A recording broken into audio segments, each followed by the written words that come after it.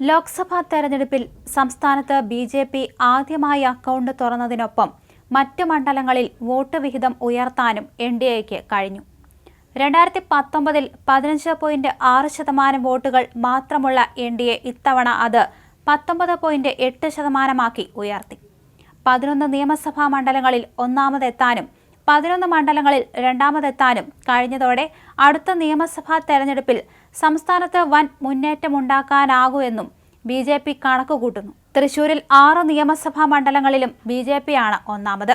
37.8% വോട്ടുകളാണ് NDA സ്ഥാനാർത്ഥി സുരേഷ് ഗോപി നേടിയത്.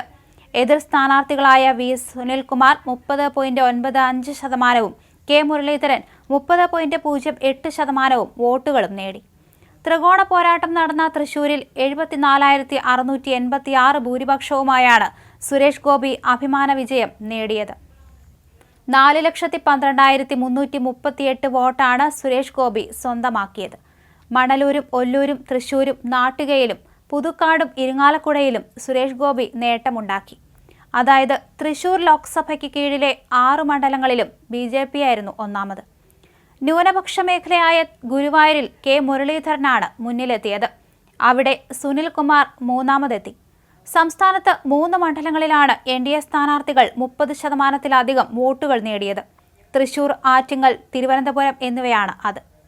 ആലപ്പുഴയിൽ എൻ.ഡി.എ വോട്ട് വിഹിതം 28.3%-മായി ഉയർന്നു. പത്തനംതിട്ട, പാലക്കാട് മണ്ഡലങ്ങളിൽ 25%-ലധികം വോട്ടുകൾ നേടാൻ ബി.ജെ.പി. സ്ഥാനാർത്ഥികൾക്ക് കഴിഞ്ഞു. തിരുവനന്തപുരത്ത് 5 നിയമസഭാ മണ്ഡലങ്ങളിൽ ബി.ജെ.പി. ഒന്നാമതെത്തി. നേമത്തും കഴക്കൂട്ടത്തും വട്ടിയൂർക്കാവിലും രാജീവ് ചന്ദ്രശേഖർ ലീഡു നേടി. കാട്ടാക്കടയിലും ആറ്റിങ്ങലിലും ബി.ജെ.പിക്കായിരുന്നു മുൻതൂക്കം. ഇതിൽ ആറ്റിങ്ങലിൽ വൻ ഭൂരിപക്ഷം നേടി. വർക്കലയിൽ കേന്ദ്രമന്ത്രി വി. മുരളീധരൻ രണ്ടാമത് എത്തുകയും ചെയ്തു. അതിനിടെ മണ്ഡലം തിരിച്ചുള്ള വോട്ട് കണക്ക് വന്നപ്പോൾ രാജീവ് ചന്ദ്രശേഖരന്റെ തോൽവിയിൽ ചില അസ്വാഭാവികത വരികയാണ്. ബി.ജെ.പിക്ക് ശക്തമായ അടിത്തറയുള്ള നഗരമണ്ഡലമായ തിരുവനന്തപുരത്ത് രാജീവ് ചന്ദ്രശേഖറിന് ഒന്നാമത് എത്താനായില്ല.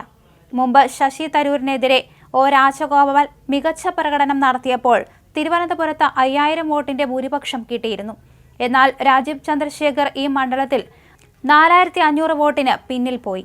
ഈ മണ്ഡലത്തിൽ രാജീവ് 10,000 വോട്ടിന്റെ ലീഡ് പ്രതീക്ഷിച്ചിരുന്നു. അതുണ്ടായിരുന്നുവെങ്കിൽ തിരുവനന്തപുരത്തും താമര വിരിയുമായിരുന്നു. 15%-ലധികം വോട്ടുകൾ ലഭിച്ച 5 മണ്ഡലങ്ങൾ: കാസർഗോഡ് 19.73%, കോട്ടയത്ത് 19.74%, ആലത്തൂർ 18.89%, കോഴിക്കോട് 16.75%, എറണാകുളം 15.87% എന്നിങ്ങനെയാണ്. വടകര, മലപ്പുറം മണ്ഡലങ്ങളിൽ എൻ.ഡി.എ സ്ഥാനാർത്ഥികൾക്ക് ലഭിച്ചത് 10%-ൽ താഴെ വോട്ടുകളാണ്. വയനാട്ടിൽ കോൺഗ്രസ് നേതാവ് രാഹുൽ ഗാന്ധിക്കെതിരെ മത്സരിച്ച ബി.ജെ.പി. സംസ്ഥാന അധ്യക്ഷൻ കെ. സുരേന്ദ്രന് നേടാനായത് 13% വോട്ടുകൾ മാത്രമാണ്. എന്നാൽ കഴിഞ്ഞ തവണത്തേക്കാൾ 62,229 വോട്ടുകൾ അധികം നേടാൻ ബി.ജെ.പിക്ക് സാധിച്ചു.